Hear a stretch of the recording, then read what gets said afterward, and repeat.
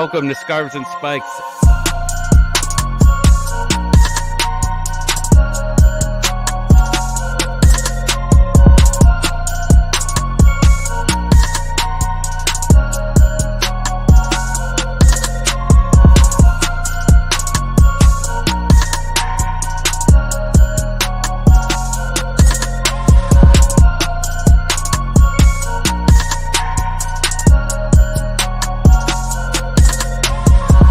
Hello to all the Atlanta United fans. My name is Jurgen Damm, and you are watching Scarves and Spike, an Atlanta United podcast.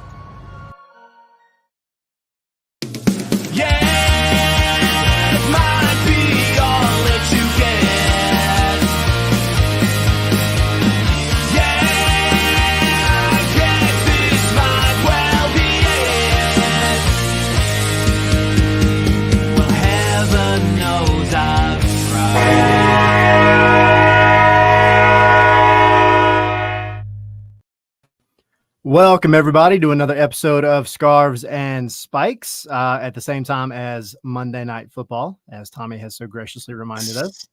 Hopefully, you'll not get your heart broken multiple times in less than 2 days. But this is the great dilemma. So. This is the great dilemma. We're recording the show. We're streaming live. Not as Monday Night Football is happening, but it's right before Monday Night Football, like you said, Tyler. For those join us after the fact. But Tommy, how are you feeling, by the way? I need something. I need a beer? I need energy. I need to feel good about sports because the last week of Atlanta United and the Falcons have ruined me. I need something. We all need a therapy session, which is what this is going to be. But we'll dive into it all here in a minute. We're going to talk Atlanta United. We'll talk about the MARTA collection that came out today. We'll discuss a few things, and we got a busy week. So, but before we get into all that, obviously, y'all go check out scarvesandspikes.com. Go visit the website. We got articles going out all the time. Sydney had an opinion piece, a good opinion piece earlier today. We have our recaps and everything from the match.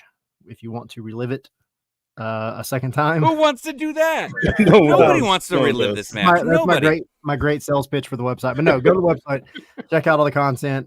We also did a new thing after the game that is posted up in the first reaction article and on our YouTube.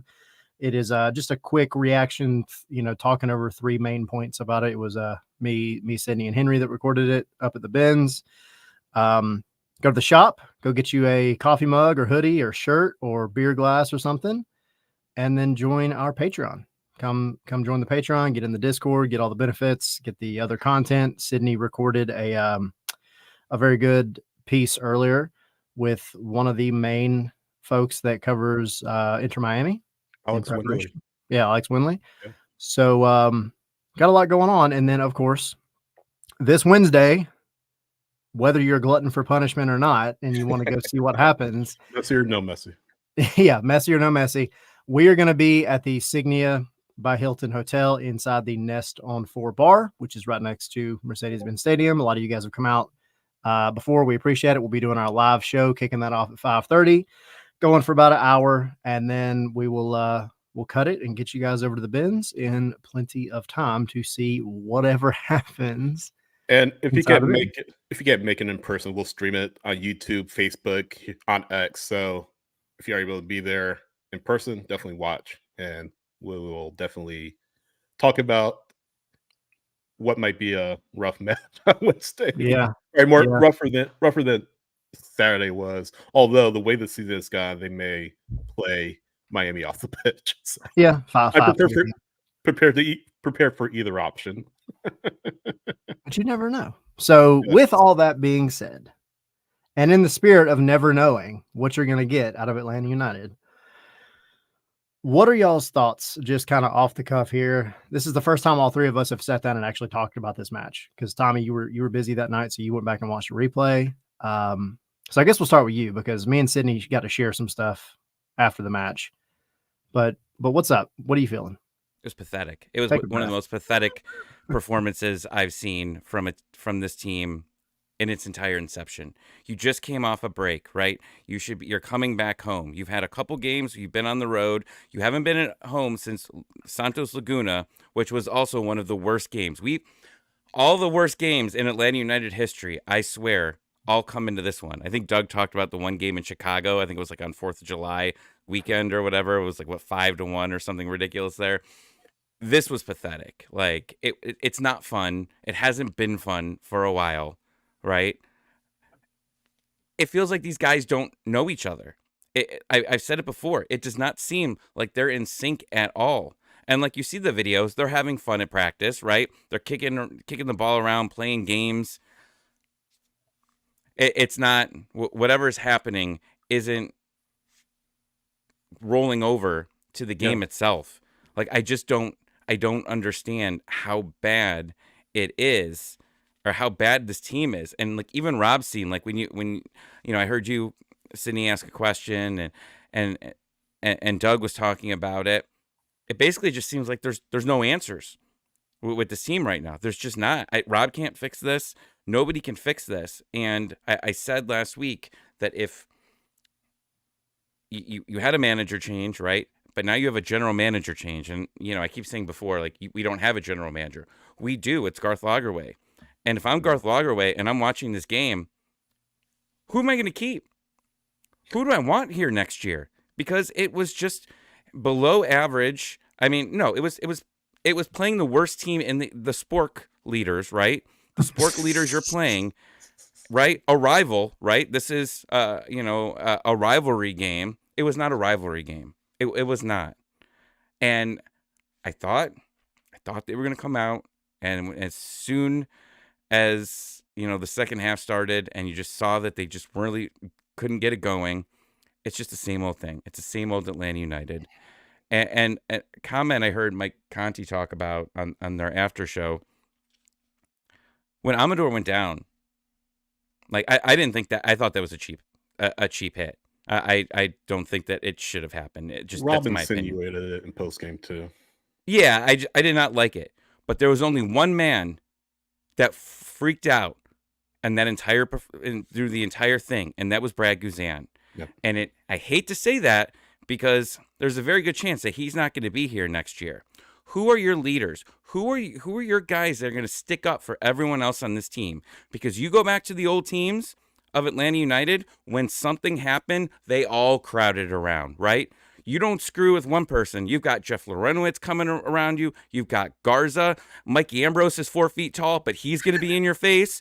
All these guys are going to be around. Sorry, Mike Ambrose, I like you.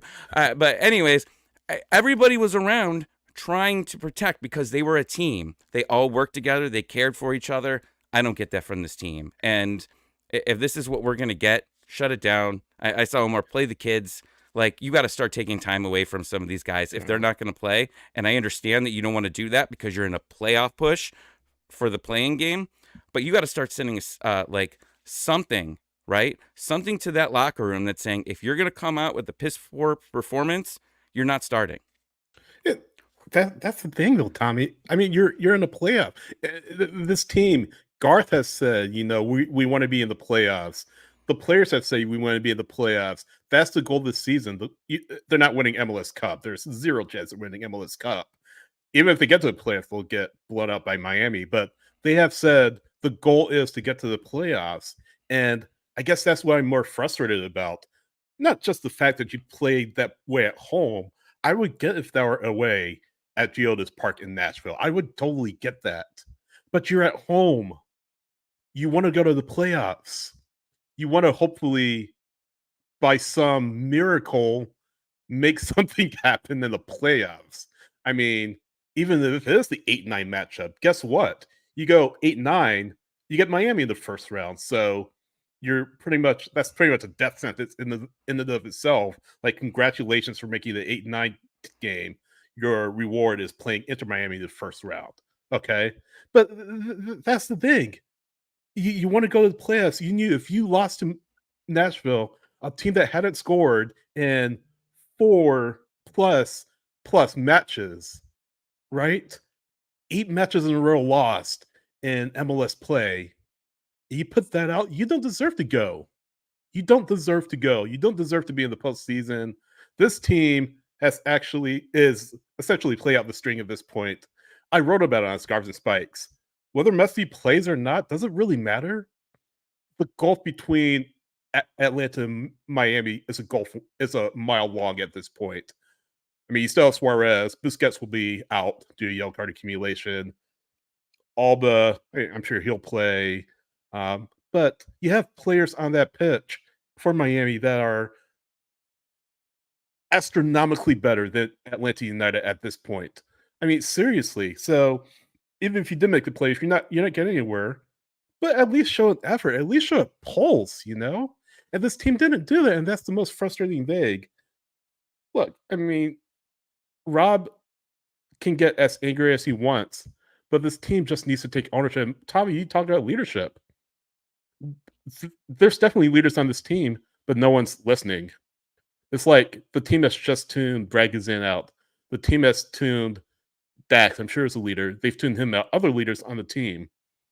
It just completely tuned them out. I'm sure they'll say they haven't, but it certainly seems like it.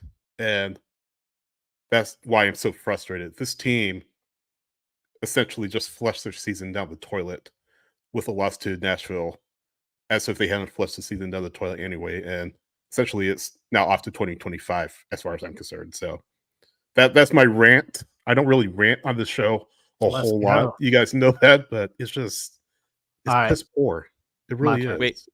Wait, Tyler, 1 second. It looks like I've never noticed this before, but Twitter comments are coming in. Yeah. On here. I've never seen that. So real quick. So if you're listening on Twitter, and we know there's a lot of people that do that, I guess you just comment below it, right? Comment on the tweet. Yeah. Okay. Gray puts here, are we actually in a playoff push, or is it a mixture of desperation, delusional thinking? Real quick. You were in a push. You were 1 or 2 points behind 8 and 9 at that point going into this game with a game in hand. I think on both those teams, and you pull that. Yeah, you were in. You're in. Realistically, you are in a playoff push. I mean, you still could be, but after seeing that, like the team doesn't think they're in a playoff push. Don't deserve Absolutely, it, they don't deserve it. That's the thing. Like I said, even if you get there, you play Miami. If you win the 8-9, you play Miami. I mean, unless Messi, Suarez, Alba, Busquets, are struck by lightning, there's zero chance they're coming out of that series. Zero. What's the point of being the playoffs? We beat them the last 2 times. Well, I know, but you get it. You get it. What's the point? I mean, this team's gonna not do well in the playoffs anyway. There's no hope of winning MLS Cup. So that's my point. I mean, all of y'all's points are incredibly valid. I think 2/3 of this podcast has now said what they wanted to say in terms of how they feel, and I think every fan is reflected in both of y'all's comments. Seriously, it was shameful. It was embarrassing. It was pathetic. And if you are the front office right now, I would be begging Miami to play Messi just so you have more people show up at the stadium. Because I wouldn't want to come and watch this team after what I saw this past weekend. It was pathetic. It really was. It was. And I don't often go full tilt one way or the other. I don't think any of us really do. But that was garbage. That was absolute garbage. Inexcusable. You had so much time, right? There's no excuse really. You shot yourself in the foot in Leagues Cup. You gave yourself plenty of time to rest. Come back out. You play Charlotte. You play a good game in Charlotte, right? Yeah. You do all that, right? You have a pretty good game. 2 weeks. You get 2 weeks to take another break. And then you come out at home in front of a quote unquote sold out stadium. And you look like you have no idea what is going on in the first 10 minutes of that game. It was almost 10 minutes to the second. You had Brad Gazan stand on his head 3 minutes in just to keep the ball out. And you're like, all right, well, that was close. Well, maybe that wakes them up. Spoiler alert, it did not. They 2 minutes later, They literally, it was like a minute and a half of possession by Nashville, and Atlanta couldn't touch the ball.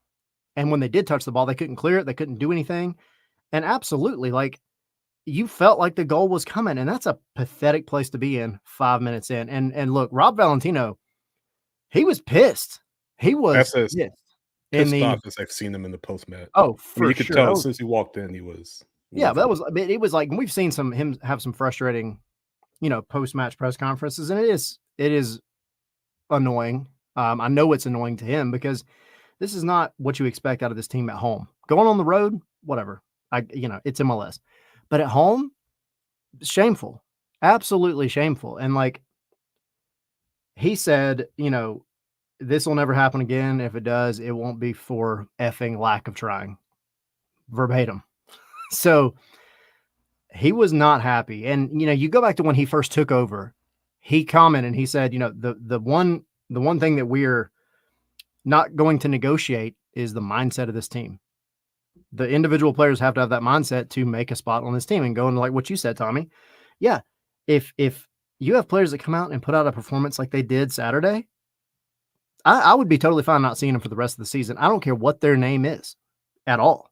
I don't care, because you don't deserve a spot on this team. You don't deserve a spot in front of the people that pay all this money every season to fill up the bins and make this place one of the best places to play, not only in MLS, but in the Americas, period. Yeah. You don't deserve it. You don't deserve to be in front of that kind of crowd. And it's just frustrating. And I'm trying to, like, I don't know. I feel like we are kind of venting for the fans here, but it is absolutely, that was trash. It was absolutely trash. I brought a visual aid. This is first half. Okay. You see all these arrows? Crosses. Count how many arrows are there. 8 arrows. Guess how many crosses Atlanta had in the first half? 12. I couldn't even fit that many arrows on the stupid whiteboard. And they were just aimless crosses. There wasn't if a you're single listening, one just that was imagine the whiteboard with 8 arrows. By the way. Yeah, whatever, yeah.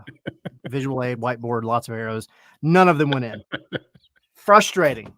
Absolutely frustrating. And then you have Nashville, meanwhile, putting in crosses that are absolutely tearing the defense apart. And they scored on one of them. They had 5 in the first half. It was pathetic. Pathetic is the best word. Play the kids. Play all the kids. And I agree. I see like people commenting. Play the kids.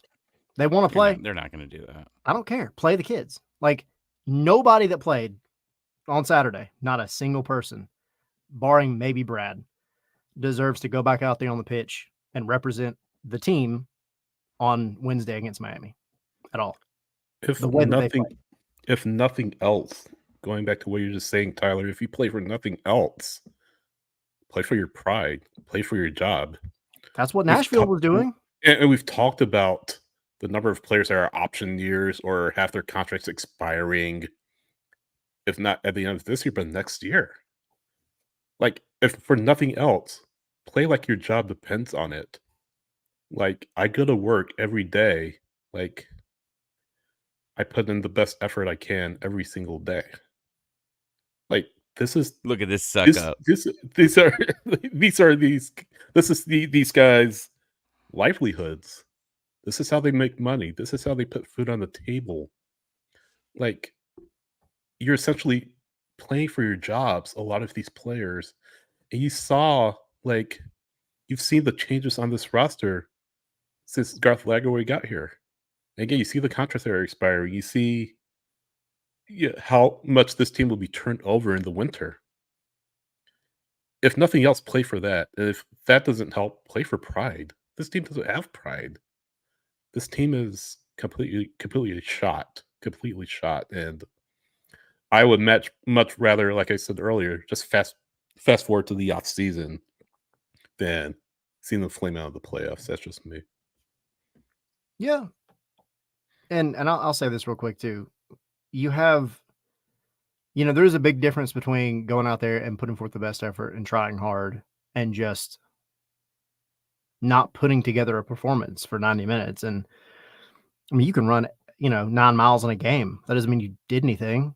You ran a lot, you covered a lot of ground. It might look cool, but then when you're actually watching the game, you put in terrible passes, you played terribly defensively. You just did not affect the game, and there wasn't really anybody out there for Atlanta that affected the game. And that it has to be an individual thing, but it also has to be, guys picking the team up and trying to build them up. And, I went on Soccer Down Here on Friday with John and Jarrett and Jason. And one of the topics that was brought up that we've talked about and Jason mentioned again was this team all season has been very level-headed. Like when they win a game, they don't get too hyped up. When they lose a game, all the comments are, we have to look forward to the next one. We gotta put it behind us. And I think in a lot of scenarios, that's where you need to be most of the time. But I need somebody to come out and start flipping tables and lose. And I don't mean Rob Valentino. I mean one of the players. And I need somebody to come out and say, like, what are we freaking doing? Like, what are we going out there and showing to these fans? Yeah, I mean, if you're not going to do it for them, like you said, Cindy, do it for your freaking self. Like, do it for some pride. You're not going to do it for, the badge. Do it for yourself. Like, whether it's selfishly for your next contract or just because you don't want to look like an incompetent football player out there in front of the biggest stadium in North America. Like, I don't know. It's unfathomable. I can't even freaking talk. So frustrating. Carry on. Tommy, you've been very quiet. Dead inside. I mean, that's what we just keep talking about. Like Spaces, we ended up going for about almost 2 hours, I think, somewhere on there. And, people come in and they're just numb to this point, right? Nobody wants to talk about the game. They want to talk about next year, talk about, maybe what the front office is thinking. And that's what we talked about was Garth Lagerwey. What is he thinking throughout out this, right? Like, it can't just be on Rob, right? Like, it can't be. It's on some of these players, and you've got guys that have been here for so long, and it's still not coming together. And everyone, I mean, I said this last time, like, everyone should be on alert. And, and that's even guys that have been around for a while. You think they'll be solid, like Brooks Lennon. Obviously, Brooks Lennon's going to need a contract here at some point. Do you just move him before you have to pay the guy, right? I mean, you've been waiting for him to become a leader. Again, the whole band thing, I don't ever get excited about who's got the armband, right? Like everybody, when Ronald Hernandez has it, like the entire Twitter shuts down because there's so many tweets saying why did Ronald Hernandez have the armband on. But you got to see it. And going back when I rewatched it, because I missed the first half on Saturday night, and I went back and rewatched, specifically looking for that whole thing with Amador. That's just weird. When someone gets decked in hockey, the entire team goes and surrounds that guy and makes him understand that you are never doing that again. Now, I know that, and a lot of times the instigator gets in trouble here. You're down 2-0. The game's pretty much over, right? And you're not getting in this guy's face for that hit or getting to the ref. I understand that Brad's the captain and that he's got to go do it, but everybody just kind of walked around, didn't really do much, just hoping that he gets back up. Get out of here. That's not a team here. And it hasn't really, I'll throw this out there just to add on to that. Like, it hasn't been mentioned a lot that I've seen on Twitter or social media, but Pedro Amador looked like he got in a fight. Like, this was not like, oh, you got bumped in the head and you have a little knot. No. He had a massive bruise. There was blood, and he had part of a black eye starting to swell. It was not a oops, I bumped into you. It was like he looked like he got slugged. It looked like an actual fight. It was bad. So, real quick, going back to Lennon, and I saw Gray ask about Lennon. His contract ends in 2025. option to 2026. I'll say this about Lennon. I mean, this is kind of, no one was good really on Saturday, but I mean, man, Lennon has just been just on a dreadful run of form pretty much all season long. He had a terrific season last year. I don't know about all season. Well, maybe not all season, but More recently. yeah, he had a really good career season in 2023. Just hasn't been there in 2024, and he has that contract coming up next year, option for 26. I mean, I don't want to dump on him, obviously, but as you kind of evaluate the players that you bring back, maybe players that, and I'll say this, he was mentioned as a player that could be here for a long time. So that depends on what the front office thinks after this last string of matches. But at the same time, if you get an offer you can't refuse from a team looking to get somebody like him within their ranks, I mean, do you say no? I hate to say it because he's been here quite a while, it seems like, but do you turn that down? Maybe you get a good chunk of GAM along with it for the return. Not that this seems lacking for GAM, but I mean, is it a conversation that you have really? I feel like you say it for a lot of players on this team, but it's not a conversation you can have about Brooks Lennon specifically, and maybe just see if you can get a right back, maybe a U22 right back, or maybe even a DP right back. I don't know. I mean, Yeah, I'm just kind of thinking out loud.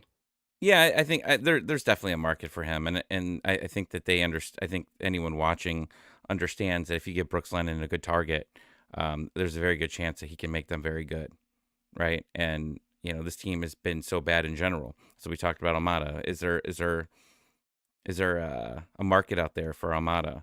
And with how crappy this team is? Well, there was a market for Giakoumakis. There was a market for Wiley. There was Almada, all of that. Like all these guys, there was obviously a market for, and they were able to get out.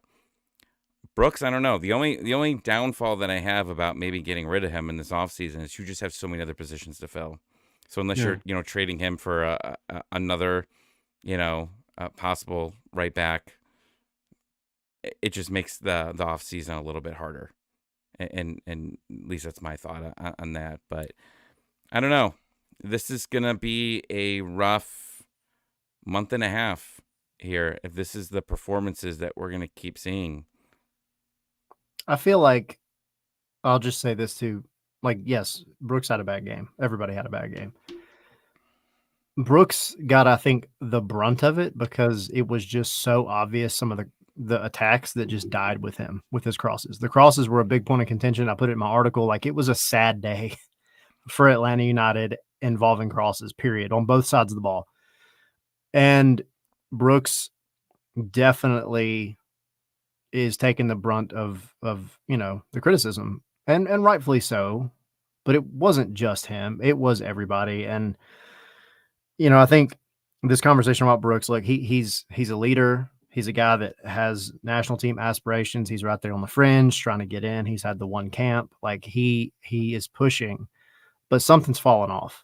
And I think a lot of it has to do with not having a target forward up top. He lost Giakoumakis, right? And now, granted, some of this went back to before that, but it definitely dropped off for him. He's putting a ball into the box. Well, let me rephrase that, because the balls he put into the box Saturday were dreadful. But the type of ball that he puts in the box normally is for a guy like Giakoumakis, and Giakoumakis isn't there. Erling Haaland isn't there. Prime Joseph Martinez isn't there. You don't have a guy. Daniel Rios is not that kind of guy, and Jamal Tiara occasionally, but he's just not. He doesn't have the positioning aptitude that some of these other guys do. It's not just him; it's everybody. And I see the comments about dropping just about anybody. Anybody's on the chopping block. I mean, I don't necessarily disagree, and that's not based on this one game Saturday. Let's get it straight. This is not off the cuff, but this team has just not been good enough. Period. Like before Almada was gone, before Giakoumakis was gone, like this team wasn't good enough on a week-to-week basis. And now here you are at the end of a season. You just had, Alexei Miranchuk come in. I can't believe we're almost 30 minutes into this podcast, the first time we brought him up. But this is your DP number 10, and he was shut down. Now, not necessarily his fault. Nashville had a plan. They did it. You had 12 crosses in the first half because they didn't care what you did out on the wings because they were trying to block out Miranchuk. Fine. Not going to blame him for it. But and Rob alluded to it, it's common sense. When you have a guy that's taking up all the space on one part of the pitch, the other guys have to step up. And that has not been something that we've seen out of this team in a long, long time. It's always been, hey, Almada is, the guy taking up all this space. So that should free up somebody else. Well, nobody ever steps in. Miranchuk taking up all this space. Somebody else should step in. Saba tries and just it doesn't come off. So there's a massive gap here. And I don't want to say it's just talent. I think it's more than that. I think it's something a little different. But either way, it is incredibly maddening as a fan to sit there and watch anything like what you saw on Saturday. I'm done talking about it. Yeah, me too. All right, we'll move on. Turn the page. Yeah, turn the page. So again, y'all come out on Wednesday. We're going to talk about Miami here in a second. Y'all come out on Wednesday, 5:30 at the Signia Hotel, Nest on 4 bar, right next to the Benz. We're kicking off the live show at 5:30. We would love for y'all to actually come out, hang out with us. Bar has some drink specials. They make a fire mojito. They have good steak frite, really good food. Come out, just hang out with us, and we'll have a live show for about an hour. If you can't make it, you can watch just like you're doing here. But we'd love to see you guys in person, and then we'll go see what happens inside the Benz about an hour after that. So that's what we'll dive into next. But first thoughts. And yes, Jason, I see. I want to touch on the Marta stuff here in a second too. But well, why don't we do that right now? All right, Marta. What do y'all think of the Marta? So yeah, LA United dropped the Marta collection on Monday, and it looks great. I really like the hoodie, the hat. I understand the scarf sold out pretty short order, as you would probably expect, but obviously there are the jokes around, Atlanta United and Marta being unreliable and underperforming, and the time was kind of wonky because of a crap show of Saturday. To kind of speak to that, these things are planned in months in advance. Like, they didn't just wake up to say, hey, today we're gonna unroll this Marta collection. Like, just from the point of understanding, like, in a different world, this team would be on a heater and this would have been dropped on September 16th. But just as a point of understanding, as a point of clarification, these are planned months in advance. The team doesn't know. At least 6 months. I can tell you that for a fact. At least 6 months. The team or the marketing team doesn't know how the team is going to be 6 months later. So just want to get that out there. No, I like it. I think it appeals to specific demographics. I would get them. I don't think I want to drop $100+ on a hoodie, to be honest with you. What are we doing? How are we selling hoodies for $100? I don't want to sound like the old man, but I was at a concert last night, and there was a hoodie for the opening band, not the headliner, the opening band for $100. Yeah.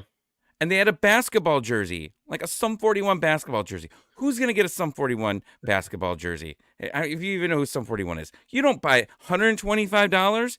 Get out of here. Ridiculous. I mean, sorry. No, that's definitely a point of contention. I can understand why. But, I mean, from a visual standpoint, from a creative standpoint, I really like it. I think, it's definitely a marketing play due to the team's partnership with Marta that kicked in this year, but I'm a fan of it. I like it. It's at the store, at the team store, online. You can buy it. Again, the scarf is sold out, but yeah, read all about it on atlutd.com. And yeah, we're not trying to crap on the creative team or anything like that. They did a terrific job with this. And yeah, if you're so inclined, definitely buy it and support, show support for your team. And yeah, if you don't like it, that's fine. But yeah, I mean, I do. I think the designs are amazing. I really love it. I really do. I think the designs are really cool. You know, Marta, having lived in Atlanta my entire life, Marta is one of those things. I remember going to the Georgia Dome as a kid, watching the Falcons, like as a young kid. And my favorite part of the day back then, when I was like 4 years old, was taking Marta. You know, it's just a thing that's been around forever. And I like what they did. I like the designs. The scarf is definitely my favorite. But yeah, I mean, I think the biggest thing is just the pricing. I don't know how that's decided. It's not one of those things that like I'm super in tune with. I mean, I've had conversations with the club about this stuff coming out. But at the end of the day, I mean, it's just the world that we live in, right? Like, do I think it should be $100 for a hoodie? No, not even kind of. By the way, go get a Scarves and Spikes hoodie right now for a lot cheaper on the website. Just saying. Good shout. Good shout. But put one free Marta ticket in there as well. But no, I do enjoy it. I think it's probably one of the coolest collabs that you could do in the city of all, because like Marta is an institution that's been here for a long time. It's very vital to some people to make it to games every weekend or whatever. I enjoy it. I really do. I think it's just the pricing is the big thing. So y'all tag us. If anybody gets anything, tag us, like, let us see it. Let us see what you guys look like with it. But, yeah, I mean, it's not something I can afford right now. I can tell you that. It's not that I don't like them, but I just can't go drop $100 right now. So yeah, screw Fanatics. Just screw them. They're the worst right now. Well, this is not a Fanatics thing though. This is still not Fanatics.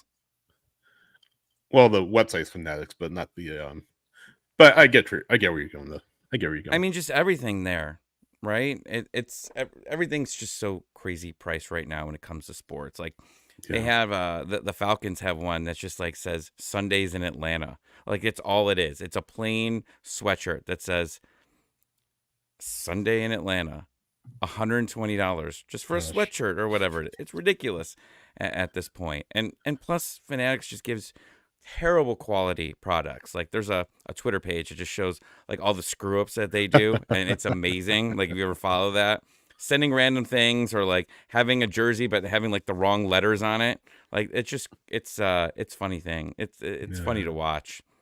Like you might as well just go buy stuff from China at that point. DHgate, man.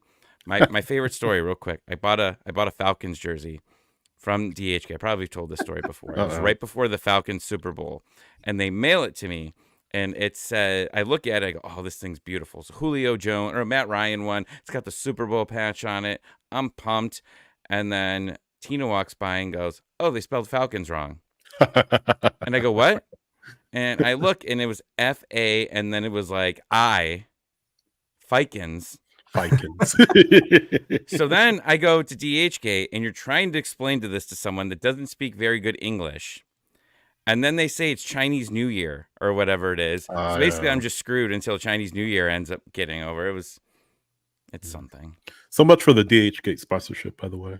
I know, right? Or the Fanatics one for that. Or the Fanatics sponsorship. That's I don't want Fanatics. No, I don't want them here. They'll probably charge us to do our own show. Yeah. No, but no, but the Marta collection looks great. So definitely, if like you said, if you're inclined, definitely buy some swag and tag us. You know, we want to see if you guys end up with some stuff. Cool. Well, that was fun for 5 minutes, but we have to talk about this game, guys. We have to. So, Miami. Let's start out with the big question, because that's what everybody's going to be wondering. Is Messi going to play on Wednesday? And just to kind of preview my discussion with Alex Windley, again, that'll be on Patreon, patreon.com/Scarves and Spikes, by the way.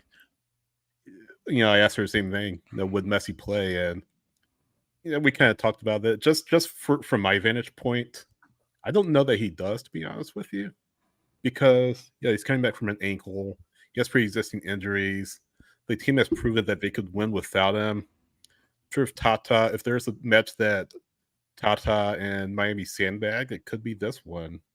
I think Miami could beat Atlanta without Messi, taking away what happened last year at Mercedes-Benz Stadium, taking away what happened a few months ago when he was in the lineup. So even without those factors, I think they can still win this game. I think Tata understands that. I mean, from a marketing standpoint, it'd be nice if he did play Tata, like you said, because the stadium will be packed full, 70,000 fans. That'll be a nightmare, by the way, on a weeknight. But like I said, Wait, is the whole stadium open or no? Yeah, it's a full stadium, full capacity match. Really? Yeah. But so stupid midweek games. No, but the cynical side of me comes out and said, at this point, does it really matter if he plays or not? I said this earlier. This team is talented without him. And going back to my conversation with Alex, he was talking about maybe the defense of Inter Miami could be one of the things that prevents it from reaching all of its goals. And right now, that looks like the win supporter shield. MLS Cup, of course, is up for grabs. But if one thing could be there in doing that might be their defense. They're a little thin back there. They've had some injuries. They announced that David Martinez is hurt. He is with a adductor injury. So they'll be missing him. Tomas Alvarez will be missing. Sergio Busquets will be missing. Yellow card accumulation. So maybe that's a little bit of advantage for Atlanta. But at the same time, they have players that have been able to step in all season long for them. And that's why they're in the position they are right now, on the cusp of winning Supporter Shield. The runaway favorite right now, at least, to win MLS Cup. So I would love to see Messi there on Wednesday, personally, from a personal standpoint, to see him play in person as a neutral. If I were a neutral, I would like it. As an Atlanta United content creator / journalist, I'm looking at it from the standpoint Why didn't you say fan? And fan. I'm looking at it from the standpoint. Did you give up on him, Sydney? Did Nashville break you? No. But no, why did you blink when you said no? Trying to blink if you're in danger. Garth, are you back there? Garth's sitting right off to the side. No, but from that vantage point of competitiveness, with or without him, do we really have faith in this team to beat Inter Miami? Yeah, taking away what I just mentioned. It's really funny because we're having this conversation and you destroyed them at home last year and then you destroyed them in Fort Lauderdale this year. Like, you had a really good game against them when they had pretty much their full squad. And I don't think there's anybody that just feels like really good about this game. It's been a year and a day since I called this pizza place in Miami to find out if Messi was going to be coming up here to play. And I was really hoping to find out that day that he wasn't, like, for sure, because for a variety of reasons, but like, I wanted Atlanta to win, right? Yeah. At this point, like, it almost just feels like it would just be more entertaining if he did show up, like, just because, like, and I hate that, but Atlanta has this weird way of playing to the level of their opponent. They did it against Charlotte. They did it against Nashville. You play really well against really good teams sometimes and beat them, and then you play really crappy against really crappy teams and end up losing. Like, it's just the most maddening thing. But, like, do I think he shows up? No. Why would you? Why would you? If you are Tata Martino, if you are David Beckham, like, why in the world would you risk anything? Him coming off an injury, and he played 90 minutes the other day. By the way, fastest player to 15 goals and assists by a long shot, which we figured was going to happen anyway. But why would you risk it? And then there's, of course, the turf conversation, which we can go there, but, like, it doesn't matter. I don't think, even if you're playing on the perfectly manicured grass, wherever, and, the Bernabeu, I don't care. Why would he show up for this game? They've clinched everything they need to clinch. They're well in the lead. Except for Shield. The supporter shield. Yeah, and Battered Herons are good friends. They're saying coming off 2 months, he isn't playing 3 games in 7 days. Absolutely. Why would he? It'll be stupid. Unless he just says, no, I'm doing it for whatever weird point he's got to prove. Why would you even make the trip? Go back and eat pizza. Go eat pizza, dude. I'm not blaming you, but I would prefer for you to show up so at least the stadium looks partially full. Whatever. Oh, I hate how bad this is right now. I mean, they're going to be severely shorthanded. I mean, sorry, go ahead. They're shorthanded. I mean, possibly no Messi, Suarez, Gomez, Busquets, Aviles, Martinez, and Alba. And I got this list from the Herons, so in our chat today. By the way, after this, I'm going to hang out with a few of them on Battered Herons. So yeah. if you have nothing to do, or you don't want to listen to Monday Night Football and just listen to the soothing voice of me with my voice going away, go hang out with us. I'll be on there tomorrow. Ranting again, probably. They got a lot of injuries, and they're going to pick and choose games throughout the rest of the season, right? I mean, the goal is for them is to make sure that you're obviously still in sync, but you stay healthy.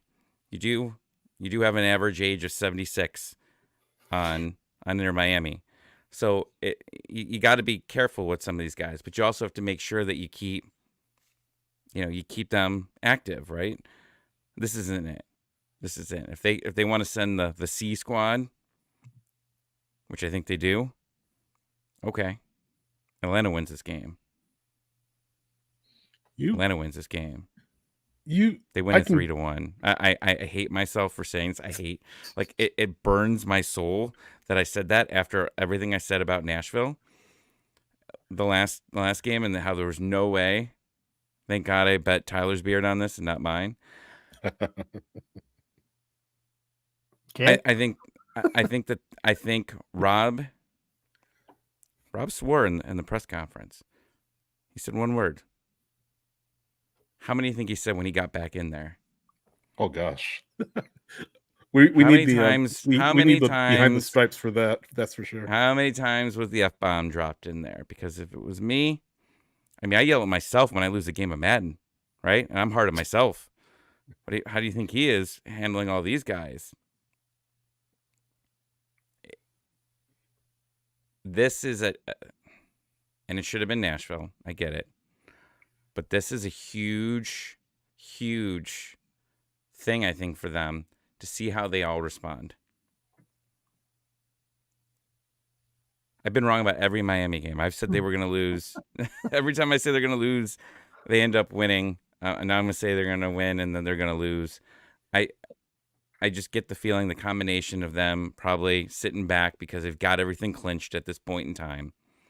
Atlanta's going to take advantage of it and get a decisive win.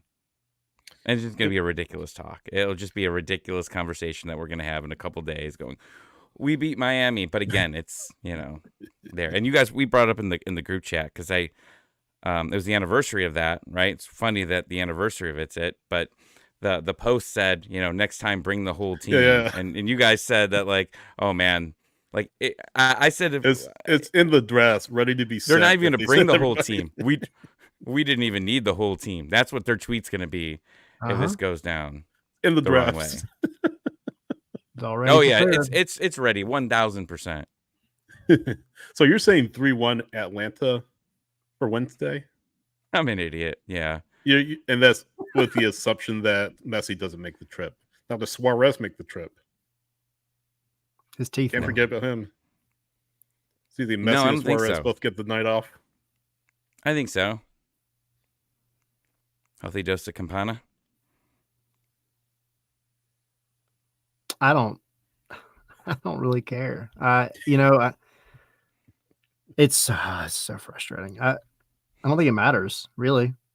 If you come out and you play like you did, I would fail this, Joe. You know that. if you come out and play like you did against Nashville, you don't deserve to win. I don't care if you're playing Miami's academy team or not. Like, you just don't deserve to win. And even if you did win this game, whether Messi played or not, whether all of them played or not, it doesn't erase this past week. It doesn't erase so many other dropped points at home in front of your fans. It just doesn't. Like, we could be having a totally different conversation right now if you had beat Nashville, because you would have a little bit of hope, right? You would be saying, all right, well, cool. You beat Charlotte, then you beat Nashville. I think you have a really good chance of beating Miami. That could have been 3 in a row. But you didn't handle business against the team that you should have handled business against. And now if you do by some miracle beat Miami, you are kind of back to where you started. And then you got to go on the road. So I don't know. I think it's gonna be a draw. I think it's gonna be a draw. I don't think Messi shows up. Again, why would he? And I think it's going to be like a 2-2 draw. And the 2 from Atlanta are going to be out of sheer, like Tommy said, F-bombs that Rob Valentino dropped in the locker room as soon as he left the pitch on Saturday. Because some people are going to take that and run with it. But I don't think the whole team is. I don't think the whole team is going to be motivated enough to go out there and actually beat this team. And I hate to say that. I'm not trying to be pessimistic. I'm not the pessimistic guy on this podcast. But it's just that game Saturday, man, it was more than just a bad performance. It just felt like people had checked out. And that's not a good place to be. No, not at all. I'm of the impression, kind of like you guys, that Messi doesn't play. I'm on the fence about Suarez. I don't know if he plays either, just because you need him the rest of the season, and he's up there in age too. Let's not forget his age, even though he's playing fantastic football. I don't know why you rest that. You have players on your bench that can easily fill in for him.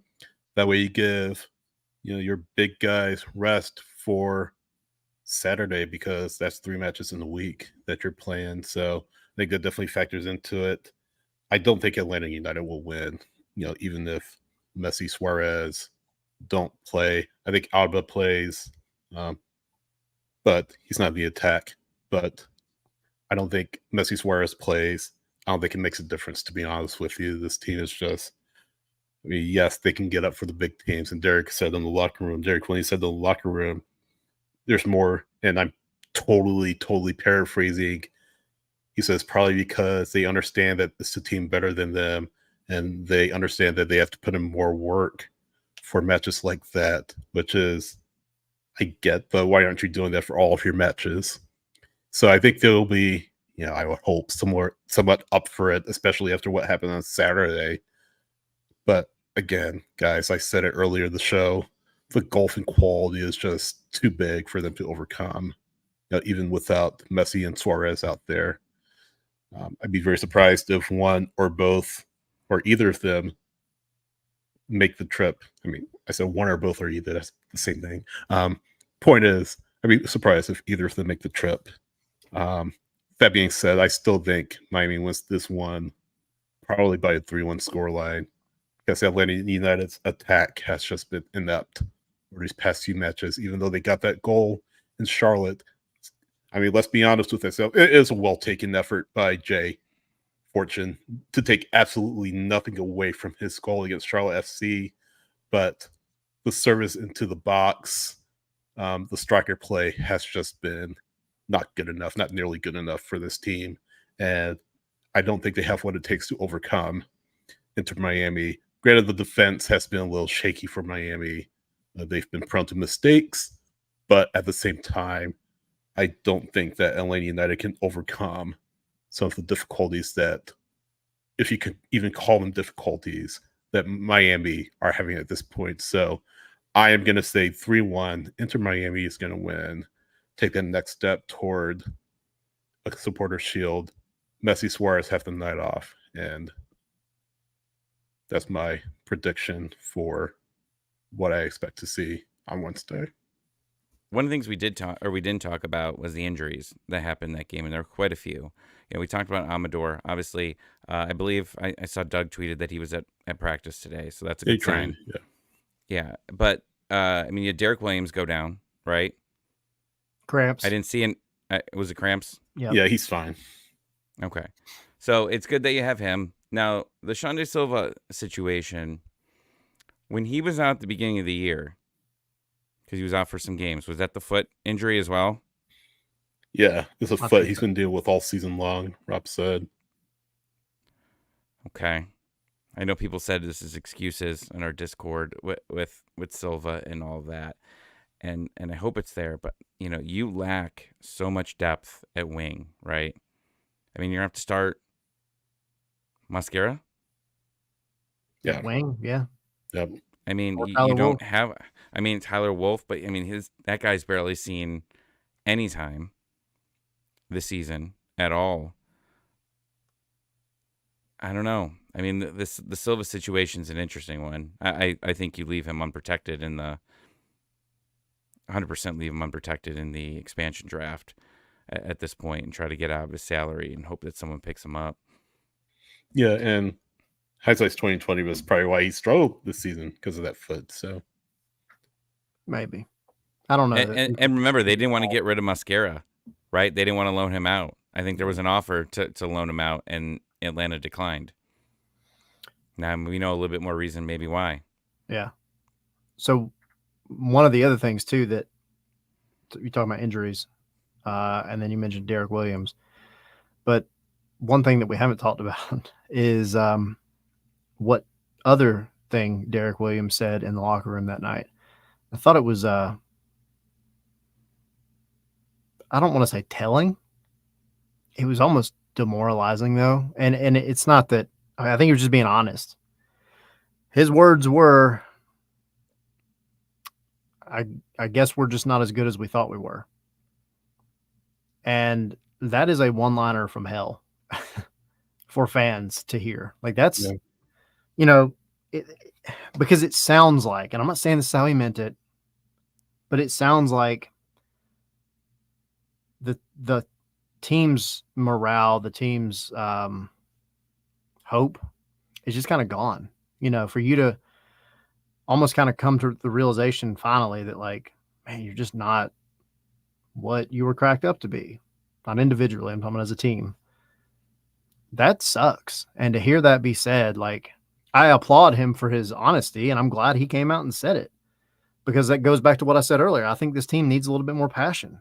And sometimes passion isn't, the chicken and rice table flipping scenario. Sometimes passion is just like, like genuinely coming out with some emotion, wearing your heart on your sleeve and saying like, dang man, like we suck. Like not Wrexham, Ted Lasso. Like, man, we suck, guys. Like you hear something like that be said at this point in the season, and you hope that the team just doesn't phone it in for the rest of the year.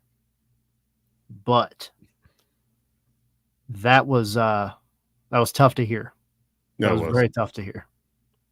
It was. I'm not convinced that they haven't phoned it in for the rest of the year. Maybe Wednesday will show me something different, but I don't know. I'm not convinced. Well, the fans, that's the thing. Fans aren't either. Yeah, like, fans are very much like, no, for sure. It just feels that way. So it's a crappy place to be. It's a crappy place to be. And, mathematically, yeah, I mean, you can still make the playoffs and something weird might happen. Stranger things have happened, let's be honest, but I don't think there's any person right now that has a sane mind that is going to look at this team and say, if they were to make the playoffs, they're going to do anything in it.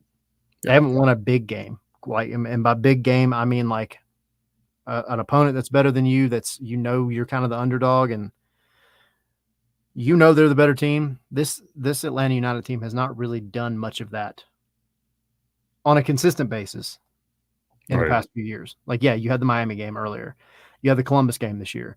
You've had a few games where you've beat teams that, probably weren't expected to beat. But I mean, like, in a consistent way, you haven't shown that. So I don't know. It does feel very much like you're looking forward to 2025 at this point. For the fans, sure. It's just ridiculous. That's the players. It's just ridiculous that this is where we're at here, and there's got to be a point where I wonder if, like, you don't think Garth wants to get too involved here, but like, you don't have a full-time manager here, right? You'd be like, we got to get this guy. We can't play this guy, right? Can they Pineda Island him like a player? I mean, It's happened, yeah, right? I mean, there's got to be a point where, I'm sure Rob's having conversations with Garth as well about the status of everything that's happened. I don't know. Yeah. Well, So we'll be here. We'll be here regardless. we will. The three of We us. will. Still love the team, Yeah. but I'm mad because I love them. And that's how the fans feel. Yeah. I want to see the Benz, packed out again. I want to see it. I want to see the supporter section filled to the top. I want to see, the people yelling and screaming, and I miss those days. And I know that they'll be back, but man, you're not doing yourself any favors when you play like this and you get the fans to the point where they're just like, whatever, I'm going because I want something to do, not because I really believe the team is going to win. That sucks. So, all right, Wednesday, 5:30, the Nest on 4 bar. Y'all come hang out with us. Me, Sydney, and Henry are going to be there. We're going to be chatting about the upcoming game, talking a little bit more in depth. We'll know at that point whether Messi made it or not. And y'all come get you a drink at the Nest on 4, get you some food. We'll get you out plenty of time to get over to the Benz and get your seat and get more food if you want to. But 5:30, we're kicking it off, and it'll be fun. So any other thoughts? Any final thoughts? No, we'll be streaming it online if you can't make it. So Yep. definitely want to see you guys there. If you're in town, if you're going to the match, maybe if you're not going to going to the match, but yeah, love to see you there. Well, your Miami friends show up too. Exactly. Yeah. We don't judge. Yeah. Yeah, come hang out with me and the Battered Herons. It's usually a disaster, and Danny's not there this time around. It's just me and Chris. so Dad's not here to watch us and make sure that we're that we're good. So if you want to see a train wreck, come on over to Battered Herons. And a quick reminder too, patreon.com/Scars and Spice, exclusive content, interviews you won't get on YouTube or anywhere else. Starts at $117 a month. Well worth it, I think. So definitely sign up for that as well. You would say that. It is well worth it. Many people agree with us. Yeah. So and cool. Spaces on Wednesday night as well. Yes. Come hang out with Spaces. Please don't leave me alone. My fear all the time when I hop into Spaces that no one's going to be there. And there's been a couple times where it's been slow, and I'm talking to like 3 people, and then they slowly start coming in. Yep. But if you're at home, please join early. Slowly but surely. I get Right. lonely. I get lonely. You don't want Tommy lonely, guys. No. Join him. It'll just be him and a gummy, and you never know what's going to happen. Oh, yeah, I got to take that before the Herons start. Also, next Monday we'll be back, and we'll be talking about whatever the freaking heck happens between the 2 games between now and then. And 2 games. 2. And we'll also be talking some other MLS stuff. We're going to kind of add a little bit more MLS coverage to the Monday show as well. No way we could have started it this week anyway, because this was a cluster to talk about, and we had to talk about it. We'll be back. We'll be back for the Wednesday show, our normal show, and then back again Monday. So with that, we will see y'all multiple times this week and next week. Yeah, stay tuned to our socials for Annie.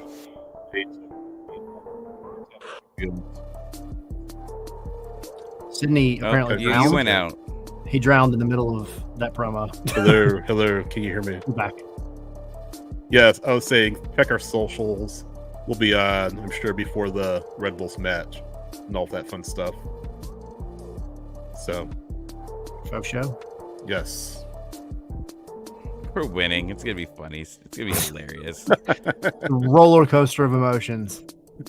Absolutely. 5-0 Atlanta United. No, I'm just kidding. I'm joking. That's not happening. Play with my heart. It's happening. All right. Peace. So long.